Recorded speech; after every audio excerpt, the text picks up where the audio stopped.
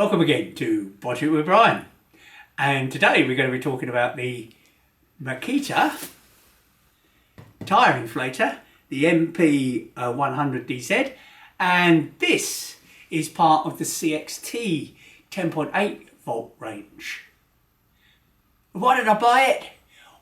Well, when I'm away from my workshop, if I get a problem with my tyre, this is going to be with me. I've very often got the batteries, just the job. Let's show you what's inside the pack. I haven't actually opened it yet, so we're going to be doing this together. So here we are. We're going to take the lid out and let's have a look. There it is laying in there. Oh, it's an LCD display, positive and negative. Let's pull it out of its pack. So that's it in its pack, in its polythene bag. Yeah, here's the adapters, and we'll take it out of its bag, and there we go. So we've got some adapters on the back, and we're actually going to use one of these in a moment to blow up a football. It's a screw fix, football screw fix. You gave it to us, thank you very much. And here we are with the clip that goes onto the valve of your tyre. We're going to go out to my van in a minute because I got a low tyre. So, first of all, the battery. So we've set the inflator up for the football. We've switched it on with our switch here. We've got our LED indicator here, and we've gone positive, negative, and we've set it up for what this football needs, which is 7 psi. So at the moment we're at 0, so we're going to plug this in to the football. We're going to push the switch, and we're going to blow it up to 7 psi. So here we go, into the hole. Look at it go! Up goes the football! We've set it to stop at 7. 6.5 it says on the screen. It now says 7. And it's stopped. So now we can say our football is at 7 psi as recommended by Screwfix. Thank you again, Screwfix.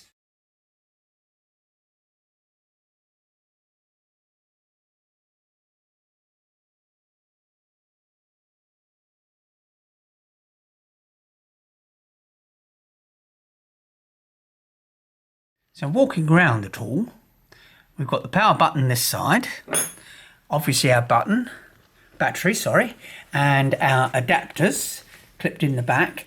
And Makita, we've got a little issue with this because when we took the tyre inflator out, we were pulling on the pin to try and release it from its clip, and it felt like we were going to bend the pin. I think that needs a little bit of thinking about. Yeah. Up here, you've got the digital display, which allows you to preset the pressure. And we're going to set this one for a tyre in a moment. And there's another button on the top which enables you to go at PSI as well as bar settings. The hose itself is a little rubber hose. You've got a decent length to it. And at the end, you've got the standard clip-on fitting to your valve. And so that all looks fairly normal, fairly usable, and we're going to give it a go now. Also at the front, you've got a light, always assuming that you're going to be pumping your tyres up at night, or if you were to be pumping your tyres up at night, you want to be able to see what you're doing. Little light there makes life a little bit easier. Little rubber foot at the bottom to stand it, and a little rubber foot at the back, so it can sit on the ground without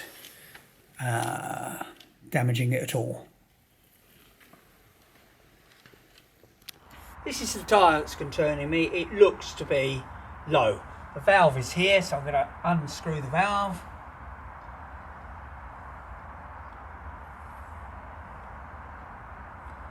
Put it on the floor so I don't lose it. Clip my tyre inflator on. We've preset it for 57.5, and this is actually saying its current pressure is 17.5, so I'm right to be looking at it. So let's now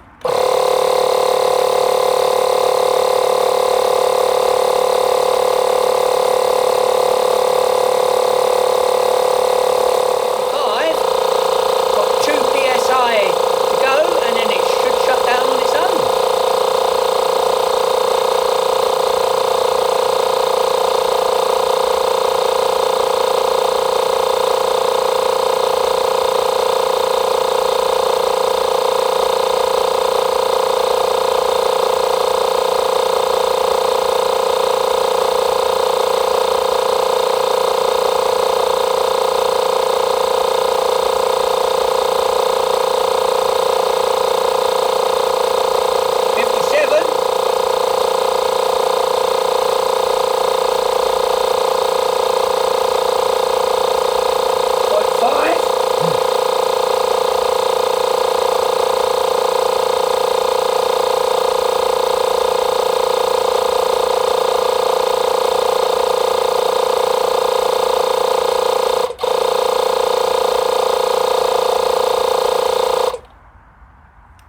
And it shut down at the correct pressure. So, what do we think? Well, the ones that plug into your cigarette lighter work in very much the same sort of speed and time and so on. The advantage of this is that you're using a battery. You haven't got leads going into the vehicle. You're using a standard CXT battery. Perhaps you shouldn't be pumping that much pressure into a van tyre under normal circumstances. Hopefully you're checking your pressures a lot more regularly and just keeping it topped up so that you get best use out of your tyres. But it's got me out of trouble, and as a tool, okay, it gets my thumbs up. A couple of features I'd like to have this unit to have. First of all, that took 10 minutes. Getting cramp in my hand. The trigger ought to be able to be locked off, and it continue to pump. It's going to switch itself off automatically, so why wouldn't you have a lock off trigger? Secondly, I've checked the battery, and this is a 2 amp hour battery. It was fully charged when we start.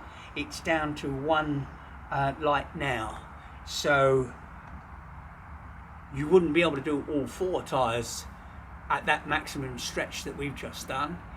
Topping up, probably no problem. Maybe then you want to think about the 4 amp hour battery that's available for this for CXT products.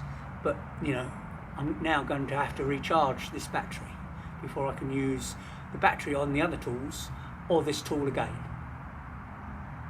But overall, not unhappy.